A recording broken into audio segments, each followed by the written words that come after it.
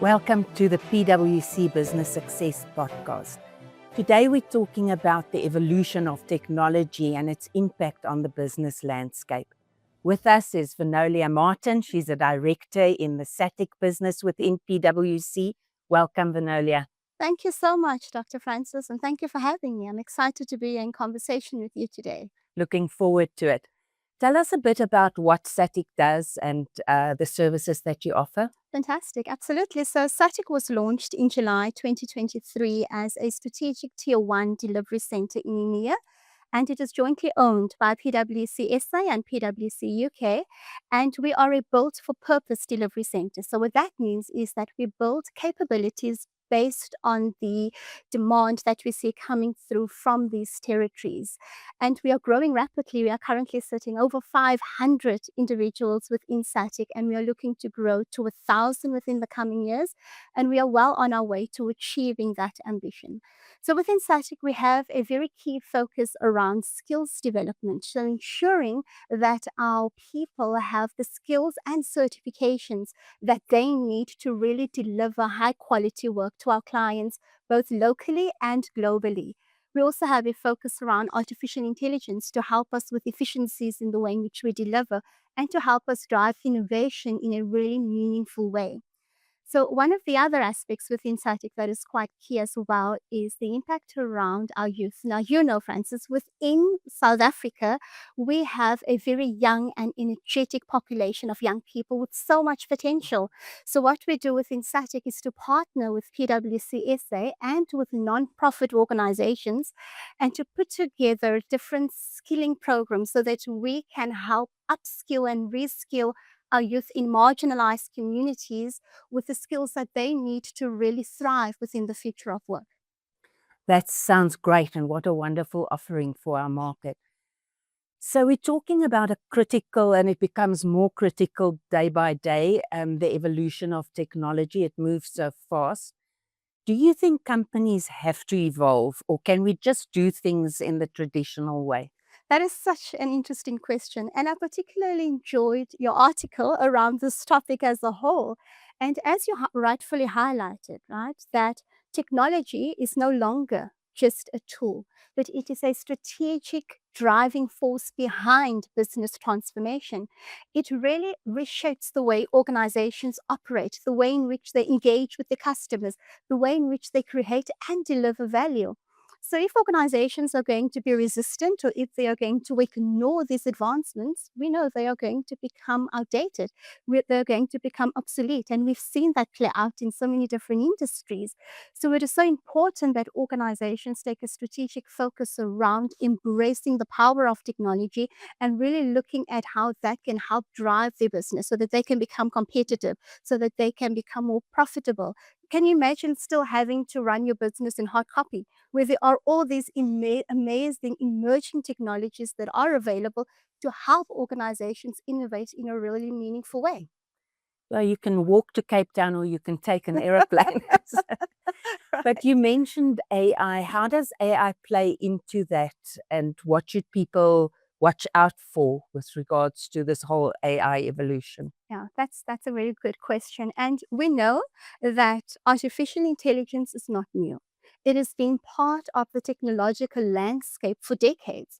And we've already seen how different industries have evolved with the use and integration of AI. Let's just think about manufacturing for a minute, right? So manufacturing has already started using AI-driven robotics and predictive maintenance that has revolutionized production lines. It's helping them be more efficient. It's helping them improve their quality, helping reduce downtime. If we think about financial services are using AI models to better service their customers, to provide more personalized customer experience, to look at better credit scoring, to help them with fraud detection so they can start picking up suspicious patterns or suspicious transactions that happen in real time. And that paving the way for retailing. I'm someone that loves to shopping online, so I can now track and trace where my package is and when it's going to be delivered to my door. It's really optimizing operations, inventory, etc. So we're seeing how AI is really helping different industries evolve. So AI has really gone from the traditional AI models to generative AI to agentic AI, where systems are not only reactive or they are self-paced, but they become autonomous. And there's such great opportunity for organizations to look at how they can use this within their business to really help them drive their competitive edge. There's so much in the market, though, not just to speak of the overall ERP systems, but there's different software available in every work stream, supply, like you've also mentioned, supply chain, logistics, quality control, and so forth. How do people actually choose and know what's best for their business? I think the important thing for us is to not have FOMO. A lot of times, businesses, leaders, we have the fear of missing out. So you want to jump onto the next best thing and that next best highlight in the industry, that next best trend. But it comes down to strategic planning and mapping that to your business objectives. So as an organization, understand what it is that you want to achieve. Is it that you want to enhance your customer journey, your customer experience? You want to improve the efficiencies, optimize your operations. You want to enhance the productivity of your employees, or you want to open up to new markets. You want to generate new revenue streams. So understand what that is and then matching that to technology. Because remember, as we adopt and start deciding what these technologies needs to be, it shouldn't be done in isolation. Back in the day, IT used to have all these projects and they do it on their own and they don't speak to business. In this evolving world, we need technology, the IT people, to speak to business and to speak to the finance people. That's where the budget gets unlocked. So the CFO becomes very important. Your HR director becomes very important because there's a people element around change and adoption. So that becomes very important as well. So it's really about investing smartly, piloting small, and then scaling what works. And once you have that recipe right, you can really start adopting these new technologies as it makes sense to your business objectives. That's really good advice. So once they start implementing, what are the pitfalls that they have to look out for, and how do you go about it? Yeah, that's another good question. So I think any project that gets implemented, we need to think about it in a strategic way. It should be a strategic project, and yes, timelines, scope, deliverables, all of those are very important. But what it also needs is executive sponsorship. So we need to ensure that we have executive buy-in, that everybody understands that this is where we're going. And communication is important. If you think about, our people are always so resistant to change.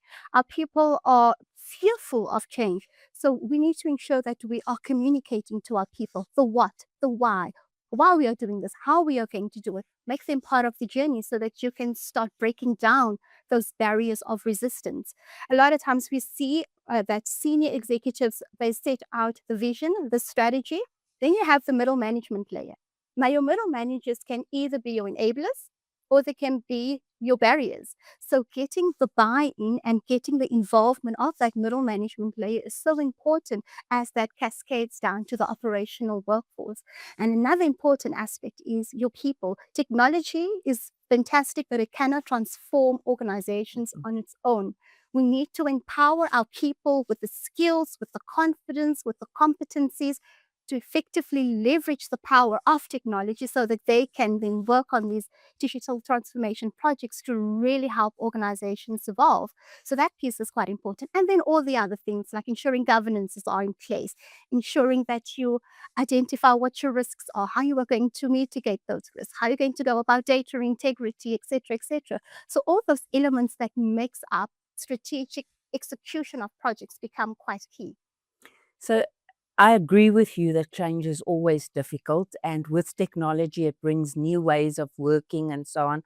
And you spoke about the effect of it on the people and getting the people on board.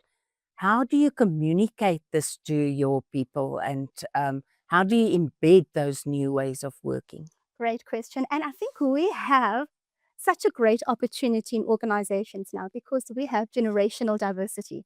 We have our Gen X individuals bringing strategic experiences. We have our millennials that likes innovation, creativity. They want to do things the new way. Then we have our Gen Zs, they bring the vibe. They're very digital fluid and they want to do things in a flexible and efficient way. So we have an opportunity for all of these generations to come together, and we know where there are diverse perspectives, that's when innovation and creativity really thrives. So in communicating all of this, we need to have those effective communication strategies in place, but we need to live it. As leaders, we need to live that through our organizations, and then we need to empower our people. And as these different generations come together, have those knowledge sharings, have those little bubbles where you come together and say, this is what we are doing as an organization.